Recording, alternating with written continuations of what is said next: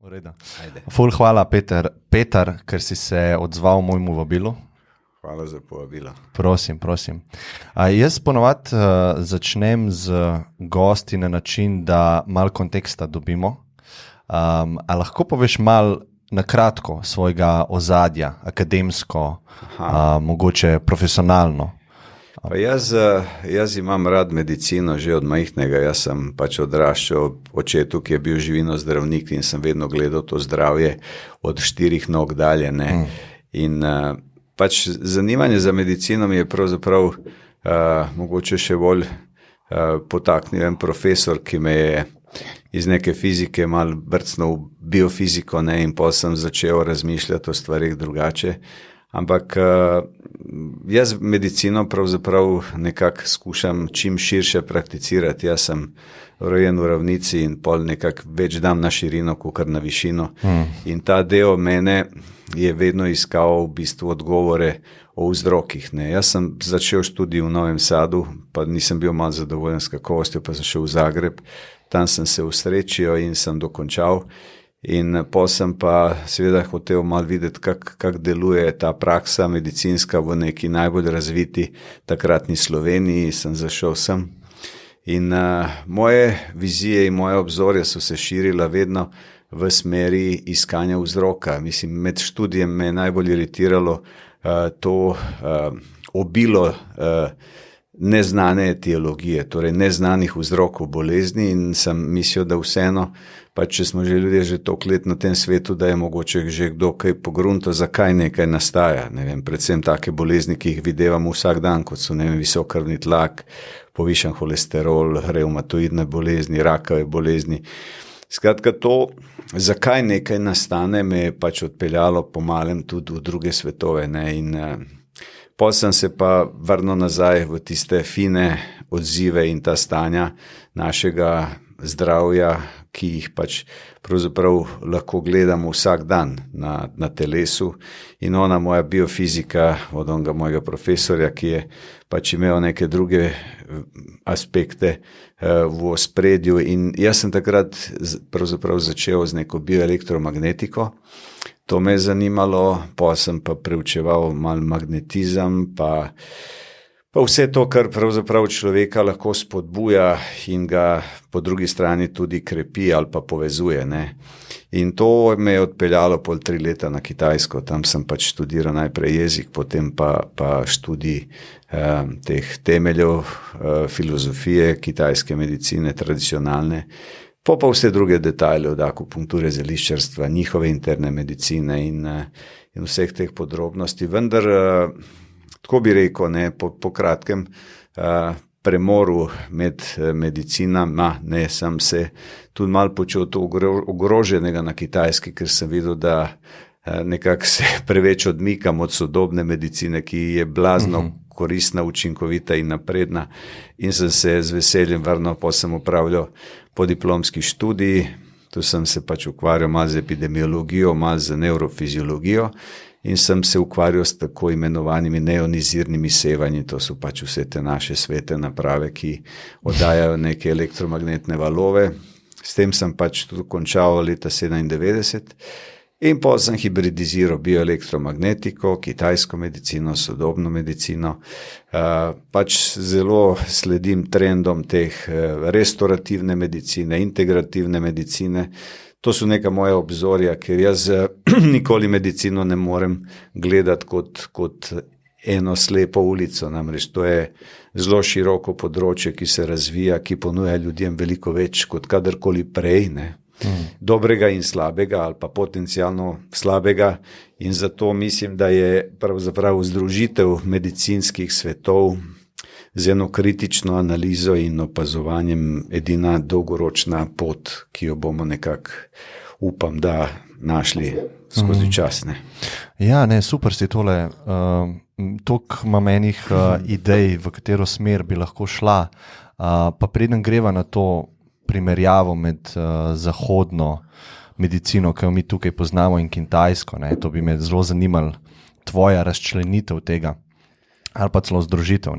Najprej bi te eno tako splošno, najbolj splošno, mogoče celo zelo poenostavljeno vprašanje vprašal. Kaj sploh je zdravje? Kako ti gledaš na ta pojem? Pa mislim, zdaj mi dva o tem lahko imava enih 5 podcastov, lahko pa v enem stavku povem, da je to pravzaprav pretočnost. To je en stavek, da je pretočnost česa, pa rečemo pretočnost vsega, kar se dogaja v telesu in povezanost. Ker telo ima svojo inteligenco in mi pravzaprav v tem sistemu združevanja raznoraznih signalov obstajamo bolj ali manj zdravi. Ne? Kada človek ima odklone funkcije, on se lahko sam popravi in ta restauracija ne traja predolgo. Ne?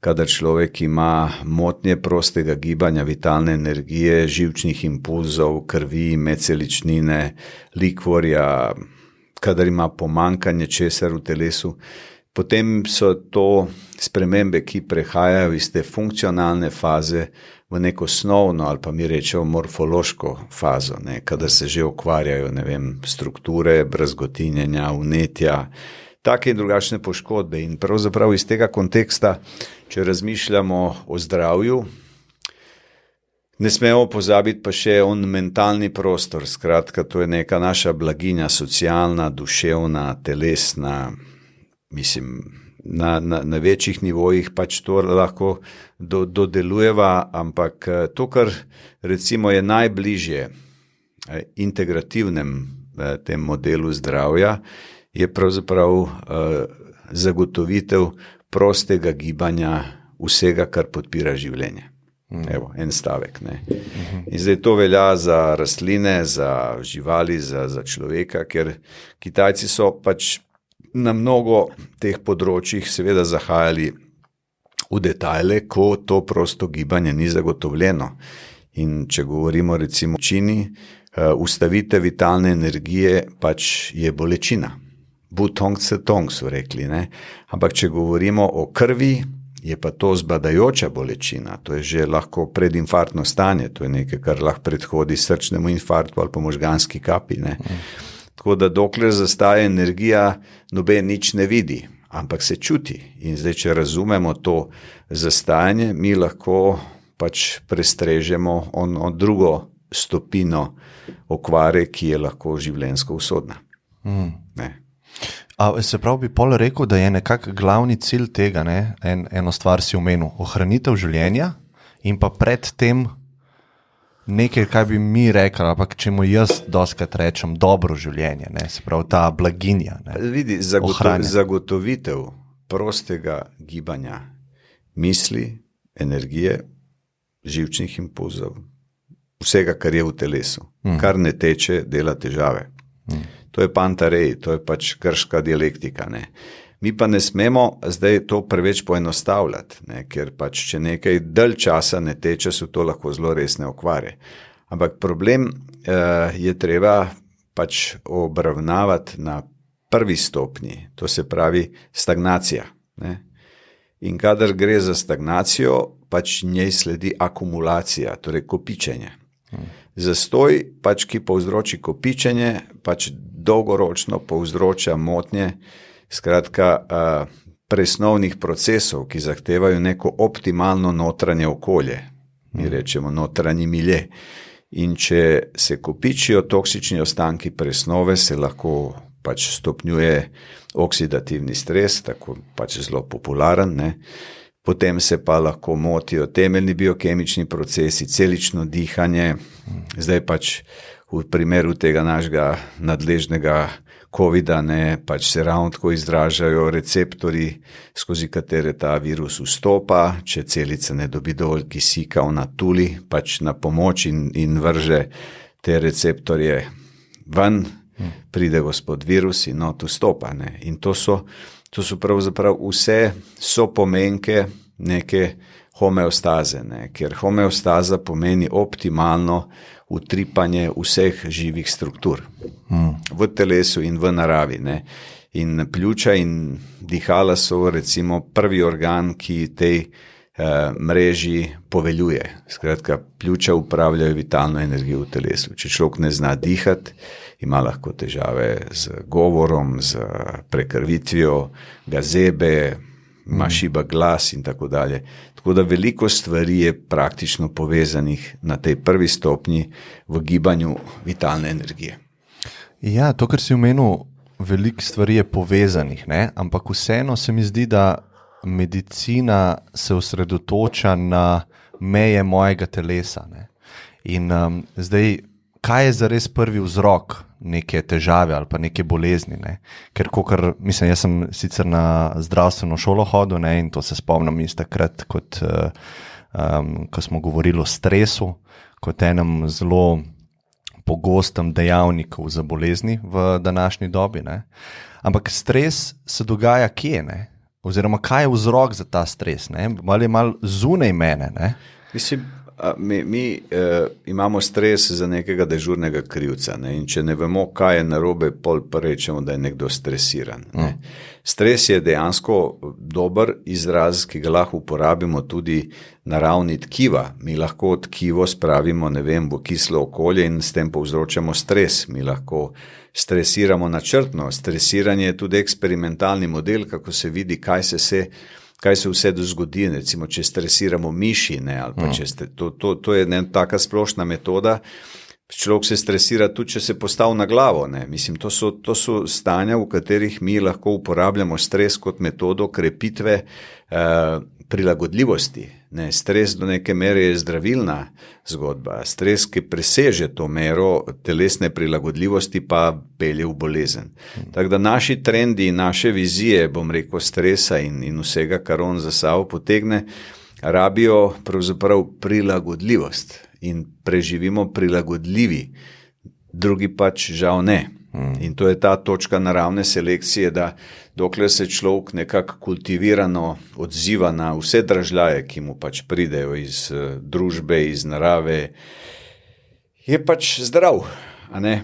Ima neke svoje resurse, s katerimi lahko obstaja. Ne? V trenutku, ko človek postane neodzivan, ko se prej utrudi, ko ga pač stvari motijo, takrat se pač mora malo vase zapreti, mora si malo več časa vzeti in to je zdaj tisto, aklimatiziranje. Ne, in pač vemo, da vsak športnik pred neko večjo tekmo rabi day off. Ne. Mislim, to so vse te naše povezanosti in če mi znamo v kratkem času integrirati naše misli, dihanje, srčni utrip, mi se lahko hitro spravimo v neko optimalno stanje odzivnosti. Ne. Ljudje, ki tega niso vajeni, so pa v stresu, tudi če dve muhi pač brenkata okrog. Ne. To je pač neka naša vizija stresa, ampak naše bi rekel, zmogljivosti seveda z leti upadajo, še toliko hitreje, če jih ne vzdržujemo. To je vse stres, ne. Zato pravim, stresogeni odziv je lahko zdravilo, lahko je pa pogubni dogodek. Ja, vse je v tem ravnovesju nekako, ne, aj če je izven ravnovesja. Mislim, gre za amplitudo, gre za intenzivnost. Ne. Zdaj pač en pisatelj je rekel, da je celo vesolje pravzaprav kočija intenzivnosti. Ne. In zdaj v kakšni intenzivnosti nekdo odrašča, v kakšni intenzivnosti nekdo obstaja, to intenzivnost lahko tolerira. Ne. Če pa gre čez to intenzivnost, to se pravi jakostni razred. Ne. In tu smo ljudje seveda z leti v izzivu. Ne. Vsak ima svoje meje, če jih pravočasno prepozna in če se znotraj njih ohranja, je realno pač življenje zdravo in pozitivno. Ampak to sem hotel prej napeljati glede vzrokov, ne. Ko si omenil, da ti se raje ukvarjaš z primarnimi vzroki kot oziroma takrat med šolanjem si rekel, da te je zelo zmotilo, da nismo poznali vzrokov. Ne? Ampak recimo, če imam jaz infarkt, pa pridem recimo do tebe, ne? Kaj je vzrok za ta infarkt? Ne? A je nekaj v mojemu telesu ali je nekaj v mojemu okolju, v katerem jaz živim? Ne? Toliko let. Pa če sva natančna pa dosledna, jaz vedno začnem od družinske anamneze. Treba je pogledati, kakšne gene nosiš. Okay. Ker to so stvari, ki pač pripeljajo do povezav. Kak si ti živel, kaj te je pripeljalo do tega infarkta? Razumeš, ne? Ker jaz nisem nikoli gojil iluzijo, da jaz nekako prodajam zdravje. Jaz samo učim ljudi, kako naj pridejo do zdravja in jim do neke stopnje pomagam pri tem. In z današnjimi izkušnjami jaz lahko rečem, da če bi imel dobre sogovornike na drugi strani, jaz bi ogromno teh zdravilnih dogodkov v telesu izval, ne da bi se pacienta sploh dotaknil. Ampak to je zdaj samo stvar zrelosti in stopnje razumevanja. Ne? Ker če nekdo dobi infarkt, to ni od včeraj. Čeprav obstajajo metode, s katerimi človeka lahko stresiraš in ga pripelješ, v nekaj tednih do infarkta. To pač vojaška medicina zelo dobro pozna. Umetnost vojskovanja je danes zelo, zelo razvita veda. Ampak jaz ne bi v to smer šel. Jaz mislim, prvo, kar je treba ustvariti en prostor samoopazovanja. Pač mal obrabljeno se reče čuječnosti, ampak človek, ki zna recimo se toliko umiriti, da sliši srčni utrip, on nikoli ne bo dobil infarkta, ker se bo prej ustavil. In pač, če treniramo, neke relaksacijske tehnike, bodisi autogeni trening ali pa biofeedback dihanje ali pa kaj takega, prvi pogoj je pravzaprav, da človek zna toliko miru v sebe preklicati, da sliši srčni utrip.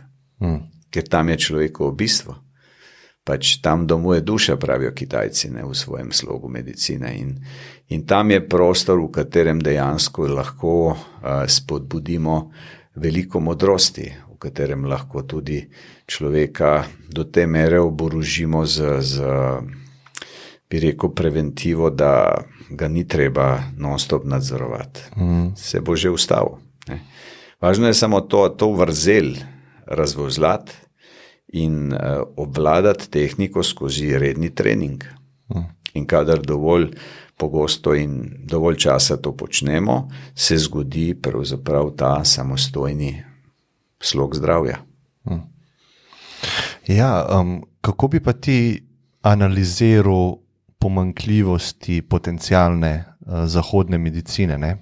Bom jaz povedal svoje videnje laično.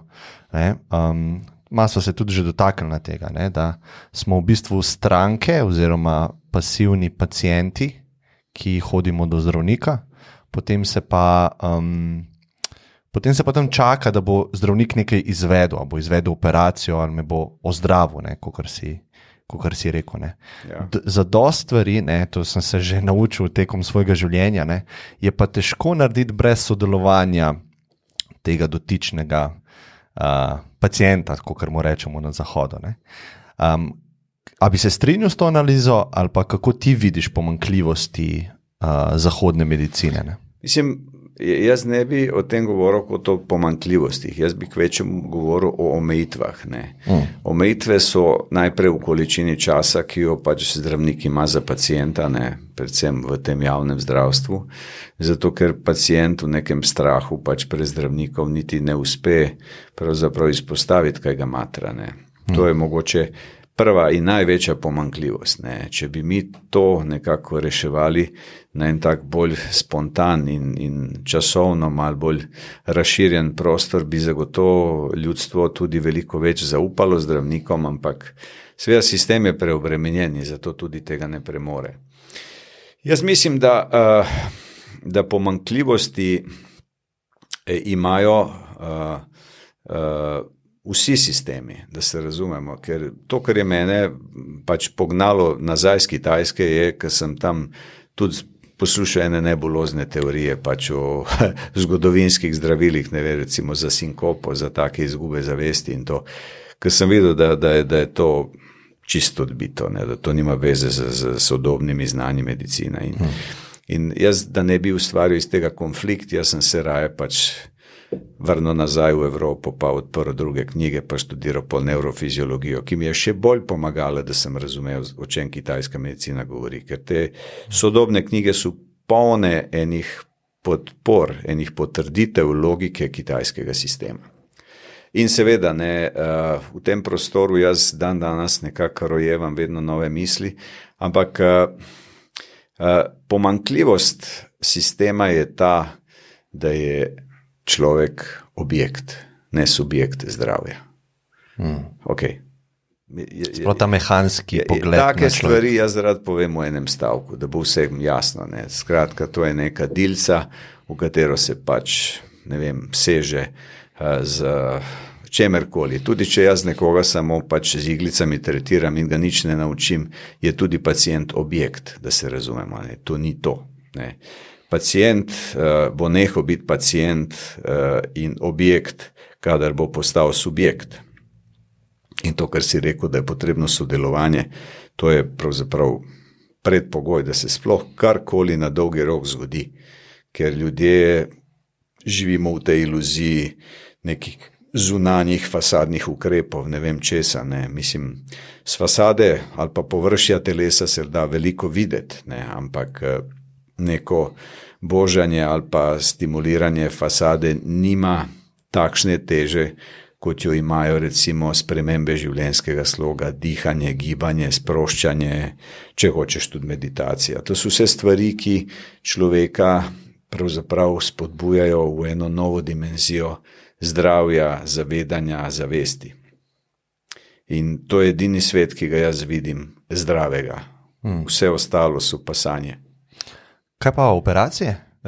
Fizične operacije so nujno zlo, operacije rešujejo življenje. Vem, ampak takrat je... Ampak operacije pridejo zaradi zamujenih priložnosti. Namreč, če bi se mi resno ukvarjali s preventivo in če bi imeli dovolj časa, da vse pač popravimo, preden pride kamen v žolč, to se pravi, 5 ali 10 let dela, če se nekdo dobro sekira, pa tudi manj. Tako da mi danes vemo o teh vzrokih, ampak nimamo časa to popravljati na prvinski stopnici, na tej prvi ravni. S preventivo, tako, ja. V bistvu pol ta kurativa. Ampak vseeno verjetno, to je moj materialistični duh, seveda, vseeno obstajajo neke bolezni ali pa stanja, ki jih ne bi bilo možno preprečiti, a bi se strinjal s tem, pa je pol operacija rešitev. Pa glej, mislim, dajmo izobčiti vse travme, vse poškodbe raznih formatov. To seveda ne, da je tukaj kirurgija, ortopedija, traumatologija, to bi bilo, mislim, neumno karkoli drugega omenjati. Ampak... Kaj pa rak, recimo? Mislim, rak je zamujena priložnost. To so stanja. Jaz ne govorim zdaj o vrstah raka, s katerimi se otrok rodi na svet. Jaz govorim o vrstah raka, ki nastanejo. Namreč vsaka vrsta raka ima neko svoje ozadje na ravni genetike, na ravni življenjskega sloga, na ravni okoljskih obremenitev. Mi danes pač nekako iščemo skupne imenovalce, ker je to najbolj znanstvena metoda, vendar dokler se ne preuči neka mikroklima, neko drobno, bom rekel, okolje človeka v podrobnosti, mi ne moramo vsega vedeti, da se razumemo. In zdaj ravno, ko hočemo individualizirati medicino tudi na ravni farmakologije, da vidimo, zakaj se en človek na eno zdravilo odziva, na drugo ne. Seveda so genska ozadja za to, ampak mi se ne ukvarjamo s tem, zakaj ta človek to zdravilo sploh potrebuje. Mi imamo mikrotravme na ravni obporodnih, recimo, teh premikov, recimo poškodbe možganovine, slab porodni kanal, neprehodan in tak dalje. Mi imamo množico zdravil, ki jih dajemo zato, ker pač ne vemo, zakaj. Ampak vemo, da bodo zadušile simptom in če simptoma ni, skratka bolezensko znamenje je vodilo za učinkovito zdravila, ampak odpravljanje vzroka v mnogo čem pa ostane nekje v senci in ta del je potreben mal globlje analize. Ker tam, ker ne znamo vzroka, pač za raka recimo, zakaj nam ostane, kakor da to popravljamo, ampak če nekdo odrašča, travmatično in če trpi in če je v pomanjkanju in če je izpostavljen kakšnim stresorjem in potem v drugi tretjini življenja dobi neko bolezen, mi ne moramo z nobeno metodo gotovo trditi, da je to nastalo zaradi njegovega otroštva. ampak če tega človeka sočasno obravnavamo psihološko in farmakološko in internistično, naj rečem, potem mi lahko ta proces njegovega restrukturiranja v zdravje bistveno lažje in boljše podpremo. In tukaj je ta psihosomatski prostor, kjer zelo malo telesnih ali pa, kako rečemo, somatskih bolezni se zgodi brez nekega psihološkega elementa. Zdaj, koliko se človek, ki zboli, tega zaveda ali ne zaveda, to je pač zdaj odprto vprašanje. Tu jaz mislim, da vsi lahko pošteno rečemo, ne vemo. In se pol odpre eno polje misli ali pa dejanj, ki človeku pomaga dojeti, kje se je njemu to stanje začelo. In ustvarjanje prostora v dialogu je ključna stvar, da se iz tega dialoga rodi ena nova kakovost. In ta kakovost je lahko močno orodje v smeri zdravja, zdravljenja in ozdravitve. Ne?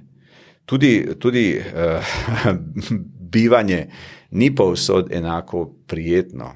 Mislim, ljudje včasih zbolijo, če se preselijo iz Afrike, ne vem, na Aljasko. Ali pa to enostavno, nekatera pač biološka struktura ni zmožna obstati povsod. Jaz imam dosti pacientov iz tujine, ne, in iz drugih dežel in enostavno, pač, ko se gre analizirati kronologija slabega počutja, je to mnogokrat povezano s selitvijo. In je treba najti konc sveta, v katerem se človek dobro počuti. Tudi to je lahko zdravilno. Koliko časa pa imaš ti za pacienta? Zato, ker to, kar razlagaš, ne, ta, lahko rečeva, celovit pristop ali pa želja vsaj po celovitem pristopu, ne, si ne predstavljam, kako je mogoča v praksi. Ne. Zdaj me pa zanima prvo to vprašanje, pa kakšne stvari vidiš pri ljudeh, ki so uspešni v tem postopku, ne bom rekel zdravljenja, ampak postopku, ki grejo s tabo skozi, pa katere lastnosti imajo tisti, ki so neuspešni? Namreč, pač pri meni je disciplina dosti tak naporen element, ker jaz dosti ustrajam na tem, čeprav imam veliko nediscipliniranih pacientov, ki že desetletja hodijo k meni, ne, ampak zato, ker nekako imamo en odnos in si vse rečemo in jaz ne izpodbijam pač te moje strogosti, ampak počasi vsi pridejo na to, ne, in jaz nimam časovnih omejitev. Ne, jaz enostavno ne želim delati sekundno. Vsi moji pacienti, ki pridejo prvič k meni, recimo neko povprečje od 2 do 4 ure, ampak moja prva storitev v bistvu zajema tudi neomejeno količino svetovanja, mail, telefon, vse, kar jih zanima, vse, kar potrebujejo in jaz praktično to delam 24/7. Jaz to, kar zmorem sproti odgovarjam, če sem zaseden, pol pa nimam teh naprav pri sebi, ampak na neki način jaz želim z enim dobrim dialogom in z eno podreditvijo zdravju, dvosmerno podreditvijo, skratka pacientovo in mojo, ne. Jaz želim pravzaprav doseči to stopnjo zavedanja, da nihče ne more narediti za nikogar od nas več, kot mi sami. In to je poanta, to je streha mojega prizadevanja. Ne. Zdaj pač s kakšnimi metodami se poslužujem, je spet odvisno od starosti, zrelosti, interesov, tako in drugače. Bi rekel, imam dosti širok spekter prilagoditvenih ukrepov, ampak jaz za vsakogar uporabljam in te, bom rekel, vadbene tehnike, dihalne tehnike, samomasažo, stimulacijo uhlja posameznih točk na telesu in tako dalje. Tako da vsakdo, ki hoče nekaj delati, je precej zaseden z mojimi navodili.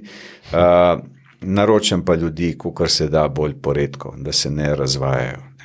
Tako da imajo šanse sami v bistvu spoznavati svoje zdravje. Zdaj, če so stari, če gre za bolečine, seveda je to druga filozofija in drugi pristop, takrat jih lahko naročam tudi 2-krat na dan, če nekaj zelo boli, ne? Ampak stvar časa je drugorazrednega pomena. Kako pa je to sploh, kako bi mi to financirali v družbi, ne? Ta pristop? Jaz namreč mislim, da bi se tukaj cost benefit dal dosti hitro narediti, ker moj najstarejši pacijenti, jaz mislim, da hodijo že, ne vem, več kot 20 let recimo k meni, pa jaz mislim, da so zapravili manj, kot so plačali recimo za zdravstveno zavarovanje. Aha. Tako da to ni tako težko sešteti, ker večina ljudi, ki je resna in ki se odziva na nasvete in ki skrbi zase, se oglaša mogoče na 2-3 mesece, ne. Enkrat. Tisti mal boljši pa na pol leta. Ja. Recimo tiste pač neke resete, jaz delam jeseni in spomladi in zato rabim recimo 1,5 do 2,5 uri, odvisno, ne, ampak je pa načelno ta količina, če tako gledamo, ne vem, mislim, da najmanjša protetika pri zobozdravnikih stane več, kot kar moje dosmrtno zdravljenje in svetovanje. Tako da zdaj ne bi rad tukaj prežel v številkah govoril, imam cenike na spletu, ampak stvar ni v tem. Ne, stvar je, da človek, ki aktivno sodeluje, dobi popolnoma odprto cono in glede plačevanja in obročnega plačevanja in vsega, to ni sploh vprašanje. Vprašanje je, da nekdo resno pristopi tej stvari. In jaz sem pač že malo v letih, pa se izogibam neresnih pacijentov, tako da eni se me naveličajo z opozorili, ampak ne odklanjam sodelovanja, ampak zahtevam pa odgovorno ravnanje. Kaj pa tako 20 let ta pacient oziroma oseba, ki hodi? Zakaj hodi 20 let? Pa zato, ker ima kronične težave, je po zdravljenju raka, po zdravljenju resnih težav, ki grozijo s ponovitvijo. Ne. To so pač lahko tudi hormonske motnje, lahko tudi taki odkloni funkcij, ki rabijo neko spodbujanje, ker pravim, v tretji tretjini življenja smo mi vsi precej bolj ranljivi, kot kar predtem. Ne. In zato ljudje, ki imajo neke šibkosti in se z njimi aktivno ukvarjajo, pri meni dobijo tudi neko evalvacijo. Mislim, jaz znam dost dobro opraviti dialoge z vegetativnim živčnim sistemom, tako da znam vsakemu precej pikolovsko povedati, kje je šibak in kje mora več delati. In to je neka navigacijska storitev, recimo, ki zame ima veliko pomena in tudi za tiste, ki se s tem ukvarjajo, ker potem vidijo spremembo. Ja.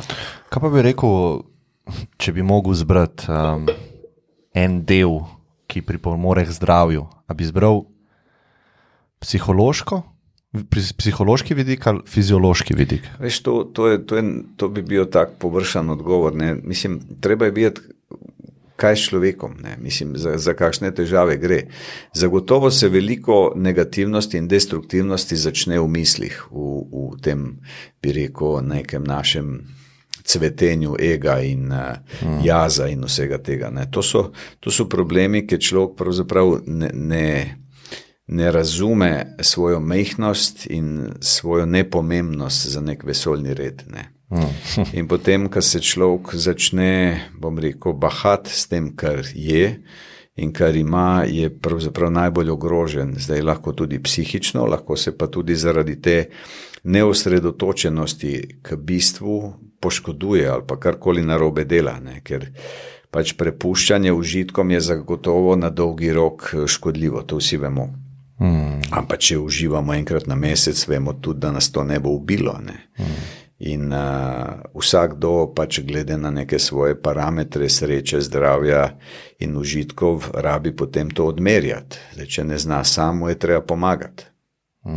Ampak mislim, za tako vrsto dela in ukvarjanja s pacijenti je treba imeti precej potrpljenja. Ne? To moram reči, če sem kdaj utrujen, mi ga malo tu zmanjka, ne? Ampak takrat sem bolj ostar pa konkreten in upam, da mi to pač ljudje ne zamerijo, ker v ozadju je dober namen, samo pač vsi imamo te človeške limite in to dostopno memorijo, kako bi rekli računalničari RAM, ne? Tako da je važno, da se v izzivu tega iskanja zdravja, da se vsak trudi po najboljših močeh.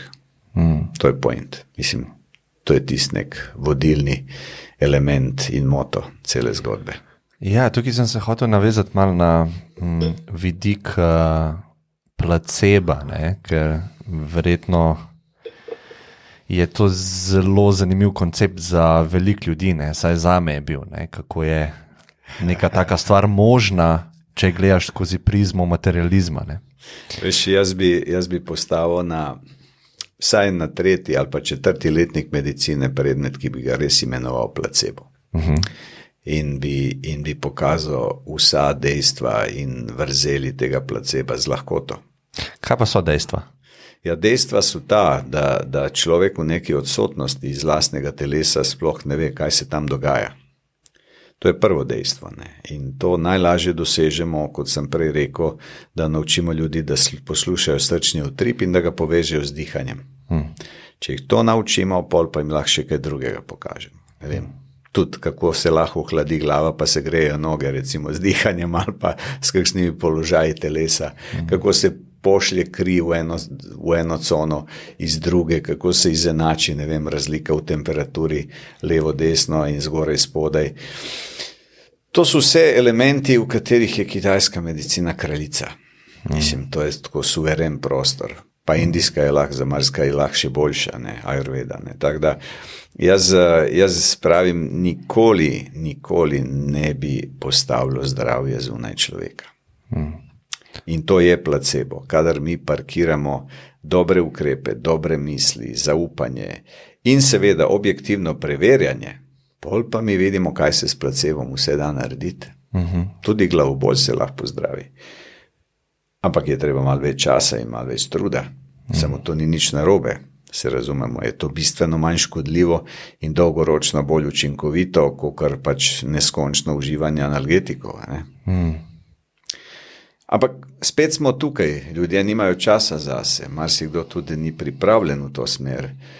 Zato pravim, to je profesor Trstenjak je lepo to napisal, on v svoji knjigi Človek samemu sebi, ki je rekel, da ni vse za vsakogar. In ljudje, ki se nočejo se zdravjem na ta način ukvarjati, pa čakajo svoje pač težave, s katerimi se bodo pač soočali in mogoče skozi katere bodo tudi začeli drugače gledati na stvari. Ja, omenil si Trstenjaka, ne? Koliko pa poznaš filozofijo tega psihologa Martina Kojca? Ja, dosti dobro, mislim. Kakšno je tvoje mnenje? Berem njegove reke. Ja, nikaj reč. To je idealno. To je, bi rekel, eden od globlih mislecev v slovenskem rodu. Ne. Ja, se strinjam. In če bi mi upoštevali polovico njegovih nasvetov, bi verjetno zdravstveni sistem bil bistveno bolj razbremenjen. Ker mi zdaj, ko vidimo, kaj se je zgodilo recimo v tej pandemiji, vidimo, kako je sistem krhak pravzaprav in kako nam manjka te človeške, jaz bi rekel, čutnosti, sočutja, kako nam manjka te temeljne kulture ohranjevanja pravzaprav temeljnih vrednot. Ne? In potem smo prisiljeni tam pač prenašati oziroma uvajati take policijske ukrepe, ker se ne znamo sami organizirati. Ne? In to je pač močan udarec v tisto našo razvitost in v naš napredek. Ne? Ker mislim, če v napredni družbi moramo živeti v policijski uri, da bi brzdali eno bolezen, je to precej kruto. Ne? In tu je, pravim, potrebno iti nazaj, ker tisti modri možje, ki so napisali veliko dobrih knjig, se jih lahko še in še bere do konca civilizacije. In ne bo nikoli dolg čas. In bo vedno kaj novega za prebrati. Ja, res je. Kako pa ti pri sebi nekako združiš to verjetje v... verjetje ni v redu beseda. Bom rekel tako, znanost, zahodno znanost in recimo lahko greva na kitajsko medicina, ki je, bi jaz rekel, en nivo stran od tega, potem pa Martina Kojca, ki je mogoče par nivojev stran od tega. Ne? Kako pri sebi to uskladiš? Mislim, jaz tem nisem nikoli imel težave, samo pač je treba seveda imeti dovolj časa za pomisleke in premisleke, ne? Ker v končni fazi vsi mi govorimo o isti vrednoti, a to je neka skladnost pač človeka z naravo in vesoljem. Ne? In dokler se ljudje znamo podrejati dimenziji zdravja in dokler se znamo podrejati tudi interesom sočloveka, jaz mislim, da smo da smo tam, kjer moramo biti. Ne? Pač ne vem, če si kdaj to poslušal, ampak ta neolitska civilizacija, na koncu neolita v Vinči je živela, ne? Tam v Srbiji, ne? Oni so imeli za glavno načelo etike v bistvu zaščititi druge pred sabo. Ne, torej ne početi ničesar, kar bi drugim škodovalo. Ne? In to danes, ne vem, koliko ljudi bi razumelo, kaj to pomeni. Ne? Ker danes smo seveda vpeti v množične dvome, ne? In kaj je prav in kaj ni prav in kaj komu koristi in ne koristi. In potem, če gledamo, kako se svet obrača v neko komercialno smer, pravzaprav, kje je tukaj človek? Ne, to je kot neka potrošniška enota, ne, ki čaka vedno nek novi čudež, ne, in pravzaprav med tem čakanjem se niti ne spomni, da obstaja. Pa baziranje na užitku, kot si prej omenil. Ja, to je najbolj nevarna cona, ampak recimo, da dokler smo mladi, tudi malo več užitkov lahko toleriramo, pol nam pa ta toleranca upade, ne, in takrat ali se drugače obnašamo, se vzamemo v roke, ali nas drugi vzamejo v roke. Ne. To je pač abecedni red. Ne.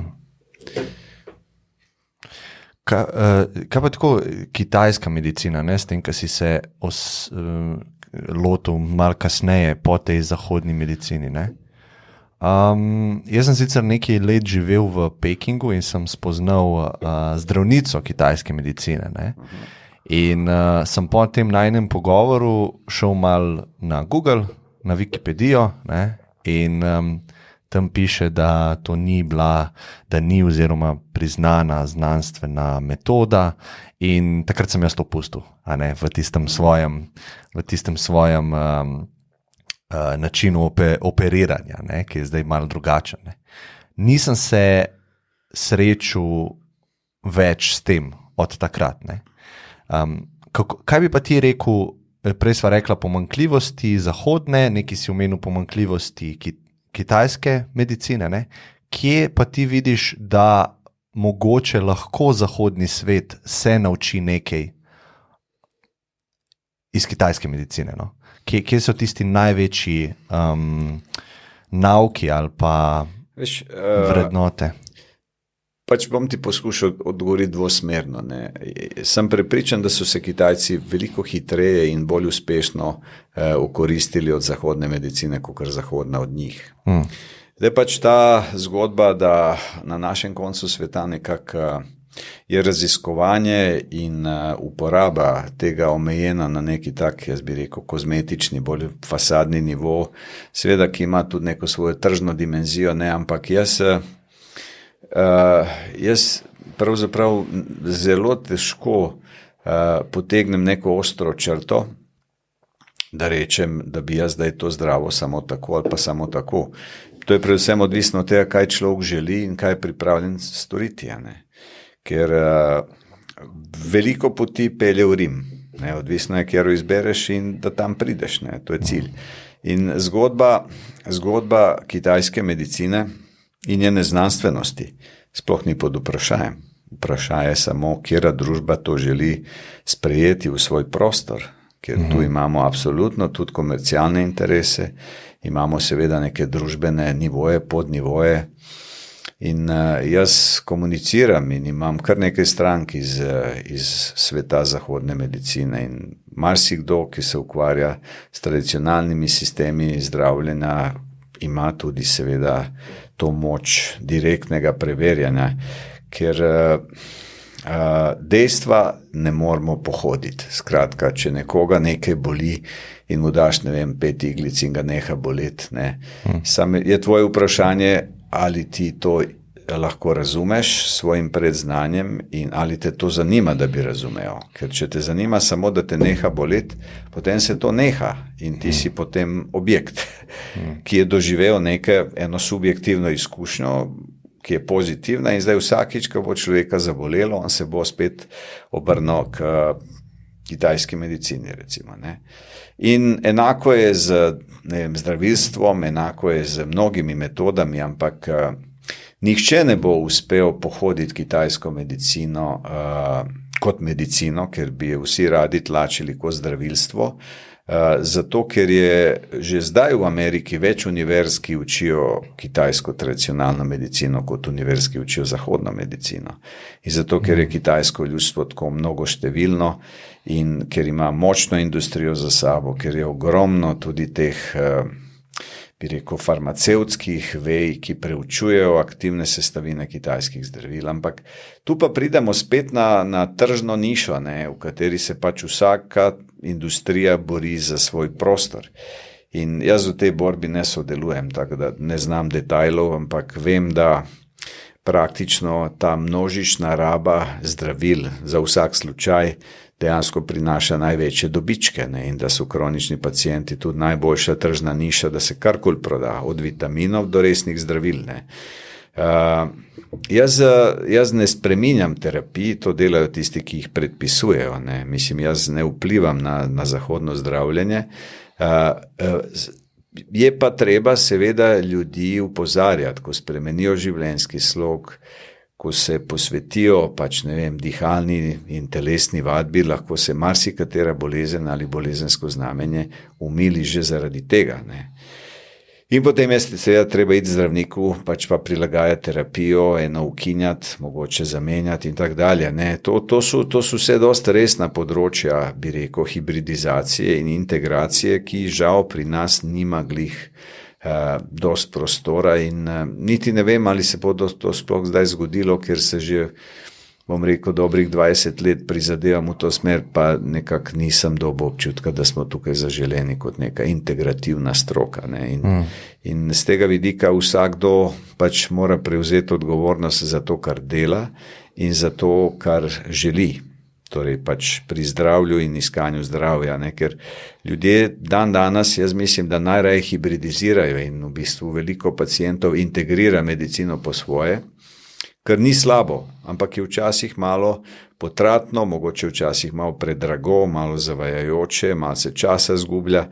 In za nas, ki smo se učili recimo obe medicini, jaz mislim, da je pač ta prednost, da ne zgubljamo čas, da če vidimo pač, da gre za resno okvaro, da ljudi ne zavajamo in da jih pač pravočasno usmerimo tam, kam morajo iti, ne, in da je to ključ neke dobre združene medicine prihodnosti, ne, ker naivno je človeku obljubljati stvari, ki jih pač ne moreš narediti. Ne. Ja. Ne, ker v tem poskušanju se izgubi veliko časa in izgubimo človeka. Ne.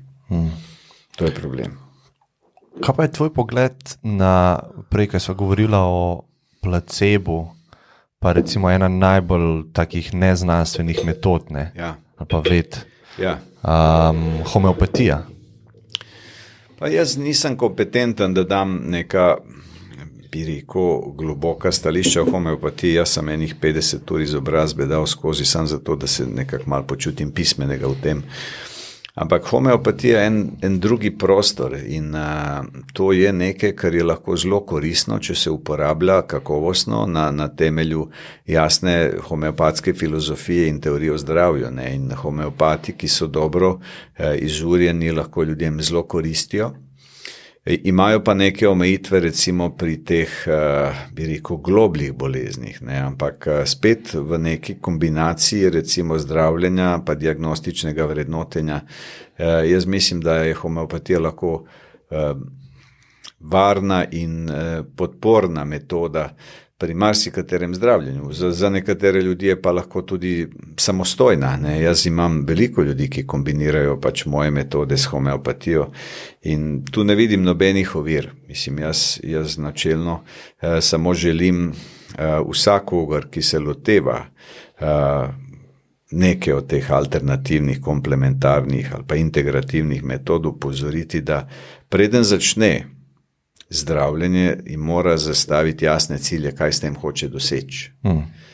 Ne, zdaj pač, če nekoga nekaj boli, to ni treba postavljati, to je jasno, boli ali pa ne boli, ali pa če nekdo ima, ne vem, motnje prebave ali pa presnove, ne, pa so to jasni parametri, to se malo tudi krida pogledati, ne, pa tudi se pač kakšen dnevnik vodi in se potem vidi, ali imamo to rešeno in urejeno ali ne, ker pač treba se dvigniti nad raven placeba. ne, ker moja dobra misel brez sprememb prehrane nobenemu ne bo uredila prebave, se razumemo. Ne. To, če mi omejimo placebo na dobro misel, ok, obstaja tudi herba dobre misli, ne, pač poznamo to, ampak to je nekaj, kar sodi, jaz bi rekel, v psihološki del odnosa zdravilec in zdravljenec. Ne. Če pa mi govorimo o objektivni metodi zdravljenja iz kateregakoli prostora, skratka vzrok in posledica morata biti čim bližje in čim bolj jasno opisana. In zato jaz mislim, da vsi ljudje imajo pravzaprav pravico vedeti, kaj, zakaj, koliko in tako naprej. Ne. Ker pač človek je vseeno, jaz pravim, z leti postal vedoželjan. Ne. Zdaj malo gospod Google, malo pa tudi opozorila, malo nevarnosti, ker mi vemo, da vse, kar se pač daje v telo, lahko naredi tudi nekaj škode, ne. In zato je treba biti previden. Kako pa deluje v bistvu homeopatija, ker čisto fizično ne moramo najti razlage? Veš, tukaj mi prihajamo v eno dosti spolsko novo področje, jaz bi rekel, te kvantne medicine, ne, in tistih razrečitev, potenc in tako dalje. Ne. Jaz ne bi želel preveč o tem teoretizirati, ker pravim, to ni prostor, s katerim sem se jaz poglobljeno ukvarjal, ampak zagotovo, da homeopatija temelji na stališču, na izhodišču, da so naša življenja vseeno večplastna, da to ni samo zdaj pač to telo, ta cirkulacija, pa živčevje, pa tak dalje. Ne. Homeopatija seže v en drug prostor in ima ena druga pravila in diagnosticiranja in sledenja in tak dalje. Tak da jaz pač se spomnim že teh prvih poskusov, recimo iz prejšnjega stoletja, tam, ko je en biolog in zdravnik v Rusiji delal ta morfogenetska polja, v bistvu je opazoval vplive skupin bakterij, ki so bile v ločenih posodah, recimo, da so vplivali na razmnoževanje, pol je pa en Američan to potem še dodelo. In to so spet, jaz pravim, metodološko nedorečena pravila, ampak če gremo v sedanjik, recimo, ne vem, če 5 žensk v isti pisarni dela in potem počasi vse sočasno začnejo dobivati mesečnice, to pač pove, da neka polja med živimi biti očitno delujejo, ne? Ker te spremembe niso čist, bi rekel, znanstveno jasne, ampak ti poskusi so bili narejeni in ogromno informacij se seveda epigenetsko upisuje tudi v naš genom. Tako da živali, ki utrpijo, ne vem, nek dogodek traumatski, njihovi mladiči počasi to že znajo bolj reševati, kot ta prva serija. Ne. In jaz zato mislim, da homeopatija zahteva seveda kritično sledenje, ne, ampak ima svoj prostor in tisti, ki dobro zna homeopatijo, je dobro, da zna tudi medicino, da bi seveda prepoznal tiste meje in da bi znal ločiti to, kar zmore in kar ne zmore. Ne. In to ni samo placebo, homeopatija je z raziskovalnimi pač projekti tudi malo tako odrinjena stran, ne. Ampak pravim, če mi nekaj hočemo objektivizirati, mi rabimo to raziskovati. Ne. Mislim, problem našega prostora je ta, da če raziskuješ te komplementarne in alternativne metode, imaš pri etični komisiji že 1500 evrov vstopnine, ne. Za druge raziskave pa 400 evrov. Ne. Tako da mislim, na vseh ravneh je to destimulirano, ne, da se karkoli dela resno na dolgi rok. Ne, in če smo mi pošteni in želimo kaj več o tem vedeti, potem bi pa mogli mogoče te raziskave tudi na državni ravni sponzorirati, ne samo postaviti visoke vstopne stroške, ki jih seveda nekdo, ki ne služi take bajne vsote, niti ne more plačati. Ne. Kako pa misliš, da se bo razvil ta pogled naš na nas, pa na svet, pa na vesolje iz tega materializma, ki je bil nekako uveljavljen tam po razsvetljenju? Pa jaz ne bi zdaj bil neki veliki teoretik prihodnosti. Jaz namreč mislim, da svet prihodnosti potrebuje čim več urejenih posameznikov in na dolgi rok gledano urejeno sveta bo seštevek urejenih posameznikov. Neke globalne teorije, zarote, ne zarote, gor in dol. Jaz mislim, da manipulacija množic je nekaj, kar se dogaja in kar se pač pravzaprav prenaša narodove v negativno smer, ne, in to je spet negativni placebo, ne, da iz strahu pač veliko ljudi prej zboli, ne, ker strah tudi zavira neko našo temeljno imunost. Ampak, ker govorimo o prihodnosti, jaz mislim, da nas čaka veliko odgovornosti, še malo rime. Tako da neodgovornost je absolutno velik problem. Ne, in to, kar se dogaja, da v bistvu mislimo, da ljudi bomo rešili s tem ali drugim ukrepom in da bo vse v redu, tako kot nikoli prej, da bo super, ne, to je iluzija. Mislim, odgovornost je na vsakem posamezniku znotraj njegovih obremenitev. Ne, ker obremenitve so tiste, ki človeka iztirajo iz zdravja, iz dobrega počutja, iz neke mentalne stabilnosti in to je to, kar vsakdo mora poiskati in obstajajo jasne in dobre tehnike, da se to doseže. Zato jaz zaupam prihodnosti skozi število aktivnih udeležencev pozitivne psihologije in pozitivnega odnosa do življenja. Ne morem pa z neko gotovostjo opredeliti, kaj nas še čaka, zato ker je to dinamična enačba. Tukaj se veliko silnic v bistvu bori in zoperstavlja drugi. Ampak sem pa gotov, da noben zunanji ukrep ne more dati človeku toliko, koliko on samemu sebi lahko da. In to je nek temelj, neka armatura mojega upanja v boljši svet, ki čaka, da se bo rodijo. Ja. Saj glede na to, vse paciente, ki imaš, vse ljudi, ki te obiskujejo, gledaš tudi, vidim, na svet in razmišljaš o njem, ne?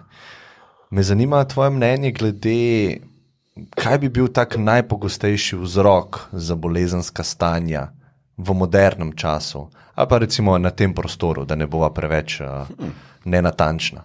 Kakšen način življenja ali pa kaj počnemo, kar je najbolj škodljivo? Če sva spet kole pragmatična pa Dejva. Stohastična, čezmernost, pretiravanje. Aha, pretiravanje. Ena beseda. Zdaj pač, kjerokoli smer zavijeva, lahko malo novi podcast. Ampak jaz imam dovolj orožja in dovolj algoritmov, ki jih lahko vsakmu postrežem za njegove težave, če me hoče poslušati. In še najraje vidim, da me posluša, pride k meni, ker mogoče me sploh ne bo potreboval, če me poslušal. No, zdaj nekdo posluša, ne? Zato sem dal tudi tako splošno vprašanje. Ja, in zdaj kako najti svojo mero? Kako najti svojo mero, ne? Pa tako, da se pač prebudiš dobre volje, da si pripravljen nekaj delati, biti koristen sebi in svetu in da potem, ko to narediš, da greš spat in naslednji dan delaš isto, ne? To je Bob Dylan enkrat lepo rekel, da je to dobro življenje, da se prebudiš, greš delati in ko končaš delo, greš spat. Ampak ne zdaj, da bi bežal v delo, ne? Ampak da bi užival v delu, ne? To se pravi, da če mi hočemo srečnejši svet, mi absolutno rabimo srečnejše ljudi okrog sebe. In zdaj, če je sreča pogojena s tem, kakšen avto ali pa kakšno stanovanje imaš, ne pa s tem, kar počneš in kaj si, potem imamo problem, ker smo preselili vzvode sreče zunaj.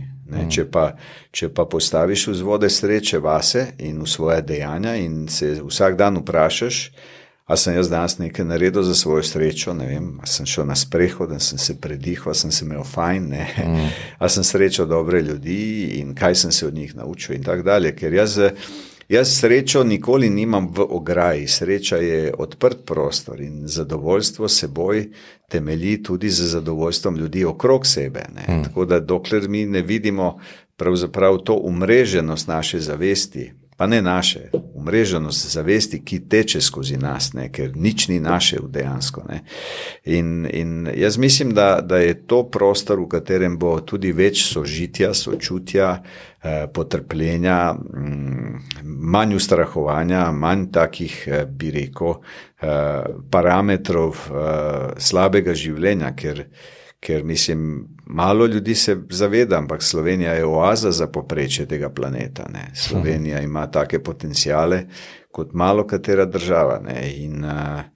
In ravno zaradi mehnosti, zaradi izvirnosti, zaradi te premešanosti in genetske in intelektualne, kulturne, je to lahko izjemno en tak bogat prostor, strnjen, ne, ampak da bi ljudje v njem uživali, rabijo vir svojega uživanja najti v sebi, ne zunaj sebe.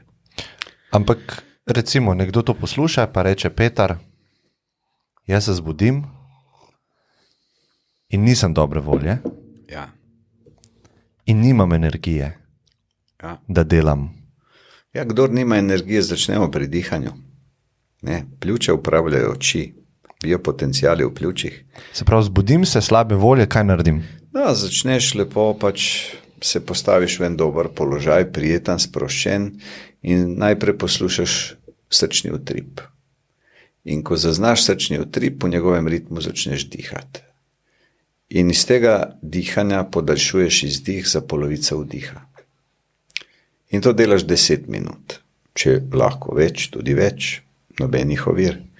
Ampak to narediš 3 dni zapored, 3 tedne zapored in potem se naslednje jutro vprašaš, če si kaj boljši. Če pa še zmeraj nisi dober, potem te pa vprašam, kaj si včeraj delal. Mogoče s prepozno večerjo, mogoče si pač spijo kakšno pivo odveč ali pa ne vem kaj, ne. Zdaj, da ne nakladam, ampak dejansko je treba skozi en dialog vedno poiskati vzrok. In če jaz imam malo več let, pa malo več izkušenj, mogoče znam prepoznati malo več vzrokov. Ampak v tem prostoru, pravim, mora biti zaupanje, odgovornost, sočutje in zavedanje. Ja, in če to imamo, pol imamo neko področje, jaz pravim, pozitivne psihologije. Ne? Ker psihologija pravzaprav je močna veda. Toliko močna, da je škoda, da je tako malo uporabljamo, ne? Dokler nam ni hudo. Ne? Ampak če razmišljamo o psihologiji in o psihosomatiki, jaz mislim, da je kitajska medicina z svojimi teoretskimi zasnovami eno izjemno bogato področje. Ja, jaz se absolutno strinjam. Psihologija je ena najbolj pomembnih ved, ampak je tudi res, oziroma jaz tako verjamem, da se ne moreš naučiti zunaj sebe. Zares. Lahko bereš o tem, ampak nekaj popolnoma drugega je, ko začneš sebe spoznavati, pa svoje delovanje mentalno. Ne? In to opazovanje, ki si rekel, ne? Opazovanje svojega srca, dihanja, katerihkoli procesov, ne?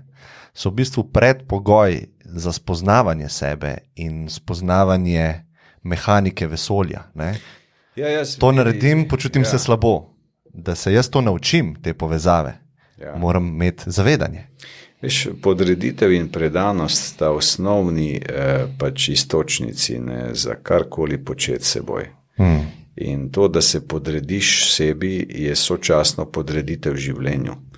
In življenje je absolutno čez vse nas. In to je to, kar nas omrežuje. Ne? In če hočeš živeti življenje, pol se zavede, da tvoje življenje nikoli ne more biti dobro, če življenje sočloveka ni dobro. In na tem potem gojimo nek novi svet. Pravim. Na tem se rojeva neko upanje, v katerem je pač malo več dobre volje in malo manj sebičnosti. Ne? Ampak ljudje pogosto mešamo, bom rekel, materialno od čustvenosti. Ne? In te stvari so zelo, bi rekel, odmaknjene. Ne? Ampak seveda se tudi na nekih področjih življenja prepletajo. Imeti čas in čut za človeka je danost. To ni nekaj samo po sebi umevno in veliko ljudi zaradi eksistenčne stiske nima, ne eno, ne drugo. Ne. Ampak to je to, kar nas dela pravzaprav dolgoročno še bolj nesrečne, ne? Ker bi mi imeli dovolj časa, da si drugmu pač damo neke pozitivne ideje, utrinke in nagnjenosti delimo, ne?